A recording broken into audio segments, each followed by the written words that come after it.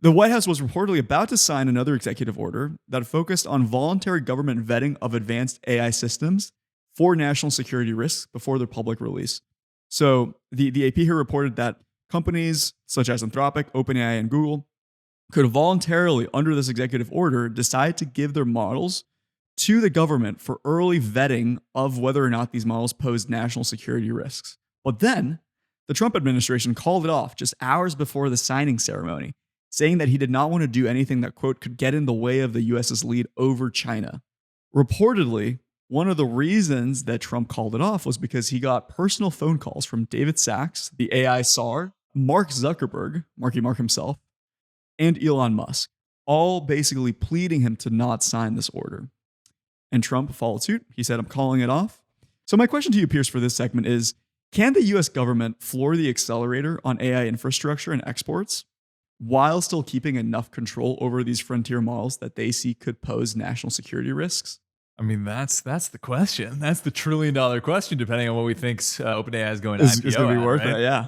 It's true. Yeah, I mean, look, I think this is a very industry-friendly administration that is in the White House right now. I think that they mostly defer to the experts that they have in the administration that are from this industry. David Sachs, most famous examples, both the crypto and the AI czar, right? Was a VC. I don't know his background actually before he was in venture, but like he's very like entrenched in like the VC sphere of San Francisco, to say the least, right? So he's definitely advocating for his portcos or like the larger people that he knows in industry. I also think that he probably legitimately believes that we're going to lose this race to China if we're not allowed to have the same kind of foot on the gas progress that they are. And in China, it is true, it's pretty much like all bets are off. Yeah. You know, like the government is able to provide them with funding, provide them with data. I think that they believe much more in a surveillance apparatus over there than we do here. Not the same kind of data privacy, also not the same kind of copyright protection. So, you know, China has like some advantages. They have some disadvantages too in the compute they have access to. We were speaking a couple episodes ago about the Huawei chips. They're getting good, still not nearly as good as the Frontier Cerebras or NVIDIA chips. So, I mean, I think the big question is like, what is the US government trying to accomplish? Right? Where I feel like for a while we were trying to be the substrate of AI for the rest of the world, right? That was Jensen Huang's big pitch about why NVIDIA chips should be allowed to export to China to like keep this Chinese reliance on American chips instead of trying to incubate their own industry. I incidentally think they would have done that anyway. Like it was such a big strategic and geopolitical risk for them to be reliant on both Taiwanese as well as like American companies providers for these chips and like the American government to export them. So I feel like they probably would have done that regardless, but like there is definitely a big play right now to be made on the world stage, I think, of the only 3 places that are able to incubate the talent, compute, and financing required to train frontier models are the US, China, and Europe, right? No other country or like bloc is even in the race here. And I think that other countries are still going to want access to AI systems that come out of those developments, right? So it's almost a land grab right now, as far as I'm concerned, to try to globalize the AI frontier and have AI even more for exports than maybe for like domestic use. And I think there's not really a way to win that race if you don't let these companies move as fast as they have. I don't know if that's good for America or Americans necessarily. I think the true solution, if you want to avoid this like prisoner's dilemma, is probably like cross-national agreements about AI progress between, you know, the US, Europe, and China. Like you think that would ever happen with China and the US? I think it could, right? I mean, like maybe that's too optimistic. Maybe. I mean, I think we'd have to be hitting some like singularity event, you know, for them to actually start chatting with each other. I think we should put this also into the context of Mythos, because again, I want to remind you, Anthropic and the US government are not friends, right? Yeah. They famously got into a little kerfuffle a month or 2 ago, right? Again, where the US government, to remind you, basically labeled Anthropic an export risk, right? Like a critical safety risk for the United States. But then, right, we as the war in Iran has been ongoing, sort of like in the aftermath of Venezuela, it's been pretty obvious that the US government internally is still using Anthropic models, and in particular, Mythos seems to be something that the US government is keeping a really close eye on. Additionally, just this week, the New York Times reported that the Pentagon approved a secret plan to invest $10 billion in additional compute purchasing by the US government to be able to run these models first on the most performant chips. Yeah.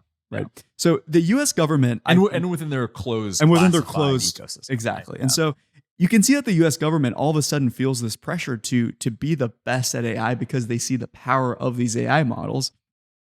And I could imagine that as the US government is thinking about their posturing around how they want to legislate AI, they now realize the risk of curtailing the ability of these AI models to come out faster and faster. Like they want to be able to be at the forefront because they see that these models are getting so good.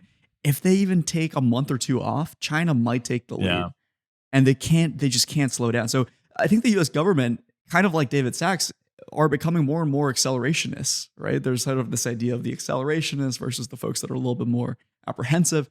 I think Trump is really trying to push more and more towards this accelerationist view of AI, and that we have to be the first here in America to reach the singularity event, right? Where we have access to AGI. Yeah, I'm sure there's some national pride element of that too. But yeah, you're right. I mean, this is one of the few things which has dual public and private purposes and also military and civilian, right? Yeah. And the developments are happening at the same exact pace. Like that's pretty unprecedented, right? Like when Lockheed and Boeing have government contracts and they're doing development work, that is just isolated to whatever fighter jet they're developing, right? Like that's only going to be used for military purposes. Maybe we'll export it, but we're going to be exporting it to other governments. It's not like we can like go to Lockheed and purchase a state-of-the-art thing. We're pushing the envelope and getting better government capabilities in frontier models because of the private work that they're also releasing to civilians, at least most of the time. Like it's Mythos, a weird moment where like the military use and the commercial use are they're using so, the same thing. They're are using the same weights. thing, right? Exactly. Yeah.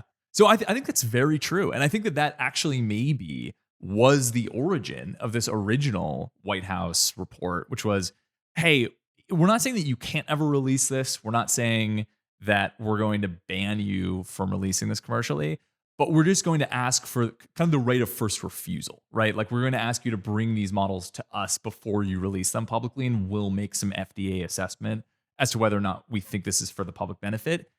It's weird to me that they pulled that back because that does still seem to me like they would have been able to get these national security benefits of the frontier labs, doubling down on that investment. Maybe just the market of selling them into the government isn't big enough for them to justify that investment. So the US government was worried that if Frontier Labs really doubled down on consumer grade things only, then they would lose that edge because of that.